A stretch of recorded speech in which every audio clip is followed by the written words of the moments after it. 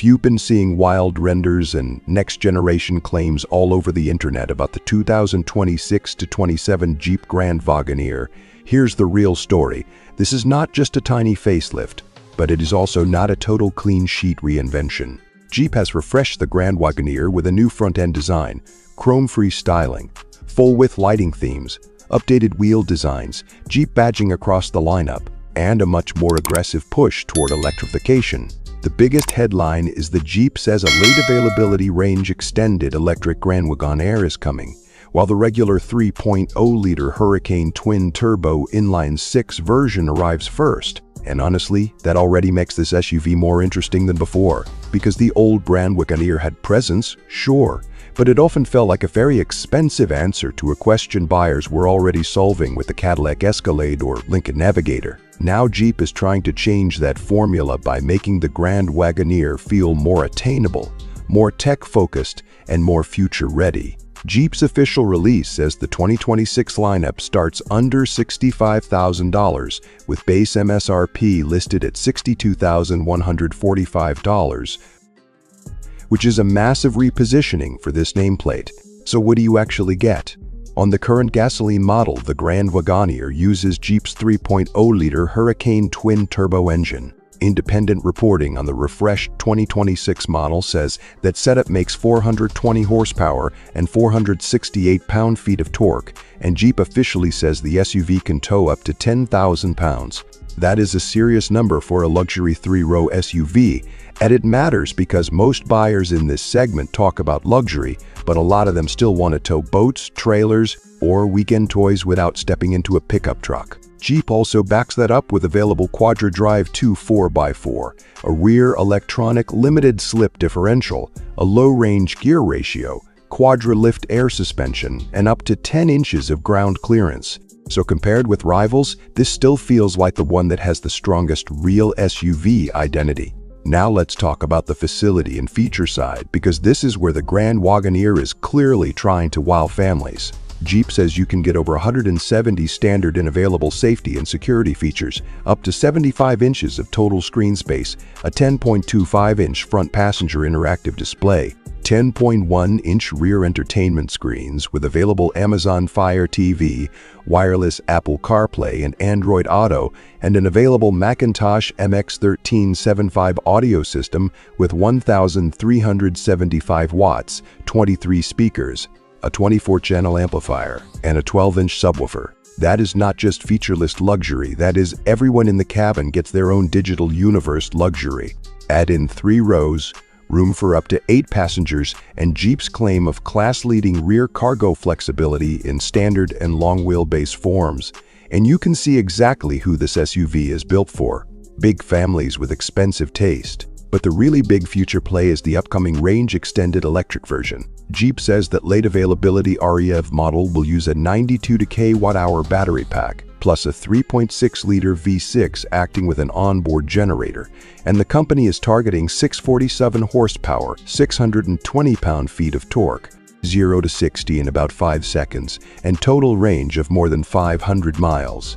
On paper, that sounds like the version that could finally separate the Grand Wagoneer from the usual full-size luxury SUV crowd, because it promises big EV-style torque and refinement without the full charging anxiety of a pure EV. If Jeep actually delivers those numbers in the real world, that could be the most compelling Grand Wagoneer ever made. But key point, it is still late availability, so buyers looking right now are mainly choosing the Hurricane gas version, not that future Halo setup yet. Here's where the comparison gets interesting. The 2026 Cadillac Escalade ESV officially starts at $94,100, and the 2025 Lincoln Navigator Reserve officially starts at $99,955. Against that, the Grand Wagoneer 4x4 at $65,145 looks dramatically cheaper on entry price. Even if you move up trims, Jeep is suddenly putting a lot of visual presence, towing strength, off-road hardware, and cabin tech on the table for noticeably less money than those prestige name rivals. So, if your first question is value, Jeep is coming in swinging. If your first question is badge status or pure road-going luxury image, Cadillac and Lincoln still have stronger pull in many markets. Now let's be real about ownership cost, because this is where full-size luxury SUVs can quietly drain your wallet. The current 3.0-liter Grand Wagoneer 4WD is rated by the EPA at 17 mpg gas and combined, 14 city, 20 highway, with an estimated annual fuel cost of about $4,050. That means fuel alone can land around $20,250 over 5 years if your driving pattern is close to EPA assumptions. Jeep does offer some early ownership support, including Jeep Wave maintenance benefits and standard warranty coverage that includes a 3-year, 36,000-mile basic warranty and a 5-year, 60,000-mile powertrain warranty.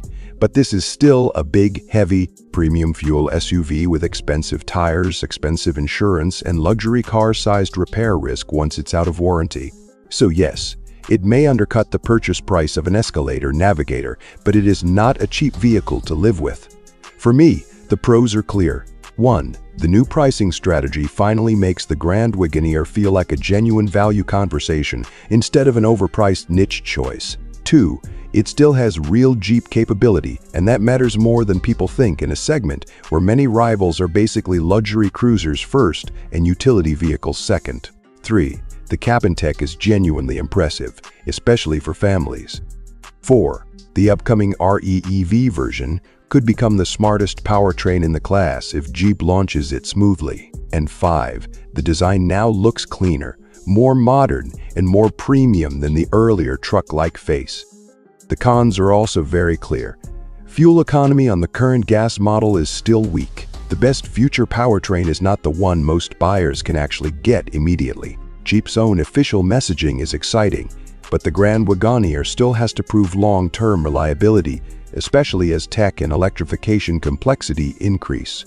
And while the lower starting price is great, well-equipped trims can still climb fast. So buyers need to be careful not to get lured in by the entry number and then end up shopping in Escalade territory anyway. Also, if your priority is the most polished luxury brand image when you pull into a hotel or business meeting, Cadillac and Lincoln still carry more effortless prestige. So, would I recommend buying it? My honest answer is yes, but with a condition. If you want a big 3-row SUV right now and you care about towing, screen-heavy family comfort, serious road presence, and getting more vehicle for less money than an Escalade or Navigator, the 2026 Grand Wagoneer is finally easy to recommend. But if you are the kind of buyer who keeps cars for a long time, hates fuel bills, and is already excited by the idea of that 647 horsepower range extended electric version, then I would wait and see how the RESD launches, because that upcoming model might be the one that truly changes the Grand Wagoneer from good alternative to class disruptor. My human opinion, this is the first time in a while that the Grand Wagoneer feels like it has a strong identity. Before, it felt like Jeep was trying to imitate luxury. Now it feels like Jeep is leaning into being Jeep, just with leather, giant screens, premium sound, and family-first packaging. That is a much stronger pitch. So no, this may not be a full next-generation revolution in the traditional sense, but for the buyer who wants luxury with actual SUV character, the new 2026-27 Jeep Grand Wagoneer might be one of the most interesting full-size SUVs to watch. And if Jeep nails that REB, this story gets even bigger. If you enjoyed this deep dive, subscribe to the Car Analyst, because on this channel, we don't just react to the hype, we break down whether a vehicle is really worth your money.